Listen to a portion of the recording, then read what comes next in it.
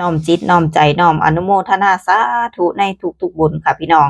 ขอบุญกุศลมื้อนี้ซอยหนุนดวงเปิดโชคเปิดลาภให้พี่น้อง FC พี่น้องเบิดสุขุสุขคนค่ะที่เห็นคลิปณตอนนี้ค่ะพี่น้องอนุโมทนาสาธุอีกครั้งค่ะร่ำรวยมากด้วยโชคลาภค่ะประจำวันที่1ธันวาคมที่จะถึงนี้ก็ขอให้พี่น้อง FC พี่น้องเบิดสุขุสุขคนเนาะค่ะบ่ว่าจะซื้อหวยตัวใดแทงหวยตัวใดก็ขอให้ถูก3ตัวตรงค่ะพี่น้อง ปรารถนารางวัลที่หนึ่งก็ขอให้ได้รางวัลที่หนึ่งเด้อค่ะพี่น้องเดี๋ยวเจี๊ยบจะมาถวายกระเบื้องเนาะค่ะในการมุงหลังคาโบสถ์เนาะค่ะพี่น้องเพื่อที่จะเป็นบุญกุศลเนาะค่ะเพื่อที่จะเป็นบุญกุศลหนุนนำโชคลาภเนาะค่ะเขามาสู่โตเฮาเนาะค่ะวันที่หนึ่งที่จะถึงนี้สำหรับพี่น้องผู้ใดที่รวมทำบุญมาเนาะค่ะก็ขออนุโมทนาสาธุในทุกๆบุญที่เฮาได้เฮ็ดได้สร้างร่วมกันเนาะค่ะพี่น้องศรัทธาคอยบ่ทิมบ่ปากันค่ะมีเลขเด็ดตัวใดก็ส่งให้เนาะค่ะพี่น้องมีหยังก็คุยกันเนาะค่ะหลังบ้านเนาะค่ะพี่น้องบ่อยากทำบุญละต้องระแวงหน้าระแวงหลังเนาะค่ะโปรดเข้าใจตามนั้นเนาะค่ะพี่น้องปีที่แล้วแนวทางรัฐบาลรู้จักงวดปีนี้รู้จักงวดก็ฮู้กันอยู่เนาะค่ะขนมไทยเนาะค่ะพี่น้องเดี๋ยวเฮามาถวายกระเบื้องเนาะค่ะตั้งจิตตั้งใจ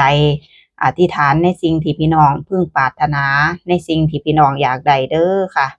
บางคนเนาะค่ะก็ว่าข่อยเว้าบ่ม่วนจังซั่นจังซี่บุคลิกข่อยเป็นจังซี่เด้อค่ะพี่น้องผู้ใดที่เพิ่งติดตามเข้ามาล่ะคอมเมนต์ด่าข่อยเนาะค่ะพี่น้องว่าข่อยเว้าบ่ม่วนเลิกติดตามโน่นนั่นนี่ก็บ่เป็นหยังเนาะค่ะชอบก็ติดตามไม่ชอบก็ไม่ต้องติดตามเนาะค่ะพี่น้องตามนั้นล่ะข่อยก็เบิดคำสิเว้าคือกันเนาะค่ะพี่น้องเพราะว่าจะให้ข่อยเฮ็ดแบบสิให้ข่อยเฮ็ดโตถูกใจคนทุกคนบนโลกใบนี้มันก็คงเป็นไปบ่ได้เนาะค่ะข่อยเป็นคนจังซี่เนาะค่ะพี่น้องเว้าตรงๆเนาะค่ะเว้าตรงๆข่อยเป็นคนปกติเนาะค่ะพี่น้องที่มักทำบุญเนาะค่ะบ่แม่นเมสซี่เนาะค่ะที่ผู้ใดโยนหินมาแล้วข่อยต้องโยนดอกไม้กลับไปเนาะค่ะพี่น้องผู้ใดโยนหินมาหาข่อยก็โยนหินกลับไปเนาะค่ะถ้าสิ่งนั้นที่แบบข่อยอดทนแล้วข่อยแบบสุดความอดทนข่อยอีหลีค่ะข่อยจังสิโยนกลับไปคุมื้อนี้ก็บ่ได้คิดหยังหลายค่ะพี่น้องชีวิตอยากไปทำบุญไสข่อยก็ไปใหญ่อิหยังกับข่อยเถาะสิ่งเดียวที่ข่อยจะให้ได้ก็คืออนุโมทนาสาธุบุญนั่นล่ะ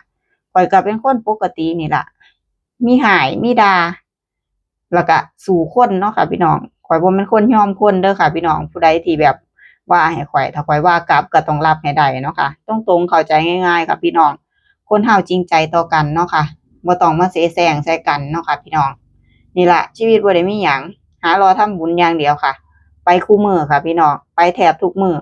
น้อยที่ข้อยจะหยุดนอนอยู่เรือนก็แล้วกันอันนี้ก็จะเป็นบรรยากาศทางวัดเนาะค่ะพี่น้องวัดนี้ก็มาเจอโดยบังเอิญเนาะค่ะจำบ่ได้แล้วล่ะว่าชื่อวัดหยังเพราะว่าข้อยก็ขับรถไปทั่วป่างาใหม่พ้อวัดใดข้อยก็เฮ็ดวัดนั้นพี่น้องบางคนก็ถามเข้ามาว่ามื้อนี้ไปเฮ็ดบุญหม้องใดข้อยก็ตอบบ่ได้อีกเนาะค่ะพี่น้องแล้วแต่สิขับรถไปพ้อวัดใดก็เฮ็ดวัดนั้น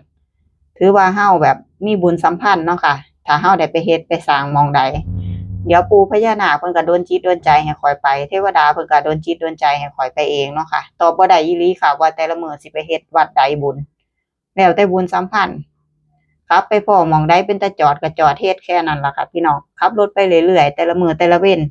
บ่ได้มีจุดหมายอิหยังเนาะค่ะพี่น้องอันนี้ก็จะเป็นบรรยากาศทางวัดเนาะค่ะจำบ่ได้อีหลีค่ะพี่น้องว่าเป็นวัดหยังแต่จำได้แค่ว่า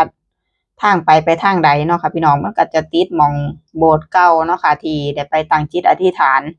ก่อนที่จะไปขอโชคลาภวัดลำบัวลอยเนาะค่ะพี่น้องตัวเลขโชคลาภบ่ทันฮู้ดอกค่ะพี่น้องช่วงนี้พุ่นละมื้อเลขออกถ้าเบิ่งเลขไหว้นำเนาะค่ะพี่น้องวันอาทิตย์ที่จะถึงข้อยก็รอเบิ่งเลขไหว้ว่ามันสิได้อิหยังอาจจะบ่ติดเว้าขาดหรือว่าเว้าบ่เข้าหูผู้ใดข้อยก็ขอโทษขออภัยอีหลีพี่น้องข้อยเป็นคนจังซี่แต่เจตนาลึกๆข้อยบ่มีหยังดอกพาทำบุญแล้วก็ตั้งจิตอธิษฐานแผ่เมตตาให้กันนะเมตตานะเมตตานะเมตตาต่อกันพี่น้องบางเทื่อคนเฮาผู้ใดที่เขาเว้าม่วนๆเขาก็อาจจะบ่จริงใจกับเฮาก็ได้เนาะค่ะพี่น้องเบิ่งคนอย่าเบิ่งแค่คำเว้าเบิ่งคนให้เบิ่งที่การกระทำก็คือเบิ่งข้อยนั่นล่ะเบิ่งข่อยก็เบิ่งที่การกระทำของข่อยอย่าไปฟังปากข่อยหลายข่อยเป็นคนเว้าบ่ม่วนถ้าภาษาบ้านข่อยน่ะข่อยเป็นคนเว้าตรงกว่าไม้บรรทัดก็ข้อยนี่ล่ะเป็นคนเว้าตรงเว้าบ่ม่วนเว้าบ่ค่อยเข้าหูผู้ใดดอกบางเทื่อน่ะก็ฮู้โตอยู่แต่ว่ามันก็เป็นคนแบบนี้ล่ะอืมข้อยเป็นคนจั่งใดดีล่ะคิดจั่งใดข้อยก็เว้าจั่งซั้นข้อยขี้คร้านมานั่ง